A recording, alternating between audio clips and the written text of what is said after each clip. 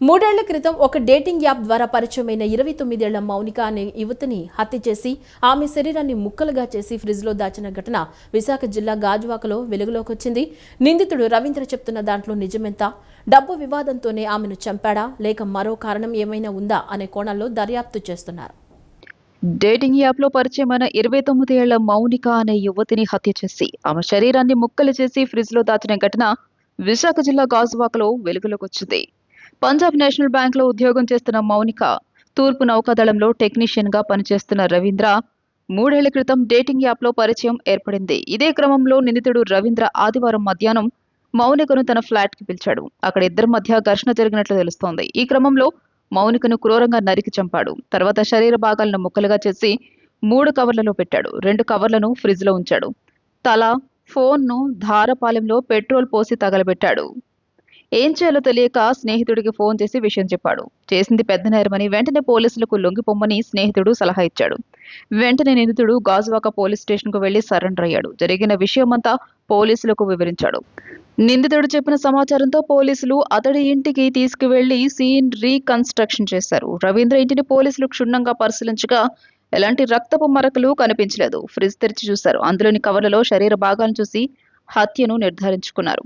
ఎందుకు చంపాల్సి వచ్చిందని రవీంద్రను పోలీసులు ప్రశ్నించారు. మౌనిక పదే పదే డబ్బు కోసం వేధిస్తోందని, ఇప్పటికే కొంత సొమ్ము ఇచ్చానని చెప్పాడు. మళ్లీ డబ్బు డిమాండ్ చేస్తోందని పోలీసులకు తెలియజేశాడు. పైగా తన ఐడి కార్డు తీసుకుందని చెప్పుకొచ్చాడు. వేధింపులు భరించలేకే అంతం చేశానని పోలీసు విచారణలో వెల్లడించాడు.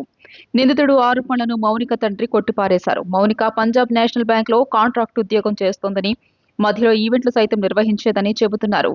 హత్య నుంచి తప్పించుకునేందుకే రవీంద్ర ఇలాంటివి తెరపైకి తెచ్చాడని అంటున్నారు. మా అమ్మాయి పంజాబ్ నేషనల్ బ్యాంక్ లో పార్ట్ టైం జాబ్ చేస్తుంది. అలాగే సెలవుల టైంలో ఈవెంట్లు కూడా చేస్తుంటుంది. ఆదివారం ఉదయం 10:30 ఈవెంట్ అని చెప్పి బయటకు వెళ్ళింది. 11:30 ఫోన్ చేశాం, కానీ లిఫ్ట్ చేయలేదు. ఈవెంట్లో బిజీగా ఉందేమో అనుకున్నాం. రాత్రి అన్ని చోట్ల వెతికాం. ఉదయం మీ కుమార్తె చనిపోయిందని నాకు చెప్పారు. మా అమ్మాయి ఎవరి డబ్బులు ఆశించదు. మా కుమార్తెను రవీంద్ర ట్రాప్ చేశాడు. మృతురాలి తండ్రి నిందితుడు రవీంద్ర నేవీ ఉద్యోగి. సొంతూరు విజయనగరం జిల్లా రాజాం.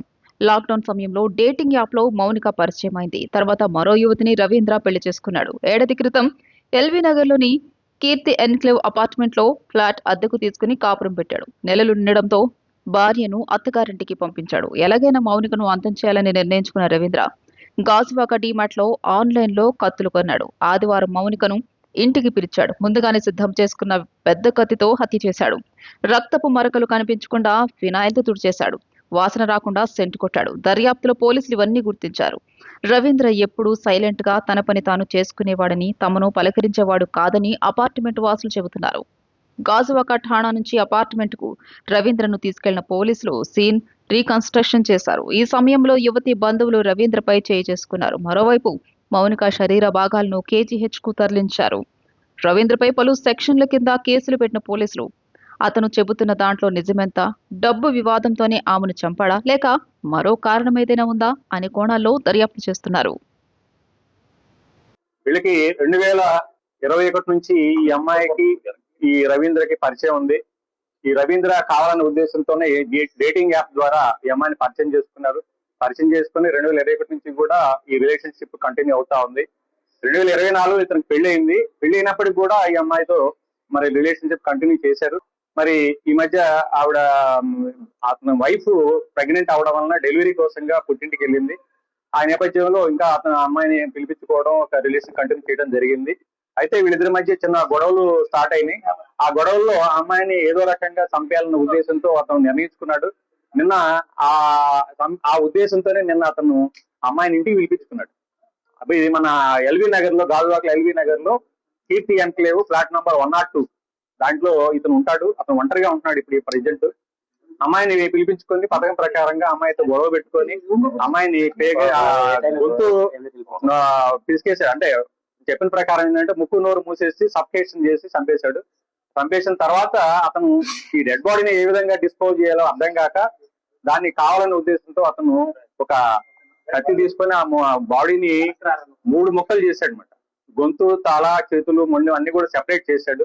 సెపరేట్ చేసేసి కాళ్ళన్నీ కూడాను ఒక సూట్ కేసులో ప్యాక్ చేశాడు. అదేవిధంగా మొండి భాగం ఫ్రిడ్జ్ లో పెట్టాడు.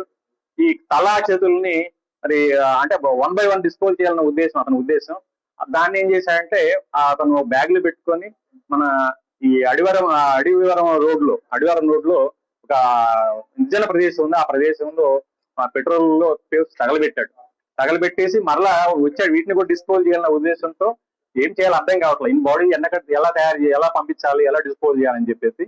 తర్వాత అతను మొత్తం లోపల ఉన్న బ్లడ్ స్టైన్స్ కూడా మొత్తం కూడా వాష్ చేసినట్టుగా మనం నేరస్థల పరిశీలన తెలుస్తా ఉంది. కంప్లీట్ గా వాష్ చేసినాడు. అంటే ఏ విధంగా నేరం బయటపడకుండా తప్పించుకోవాలన్న ఉద్దేశం అతను కనబడతా ఉంది.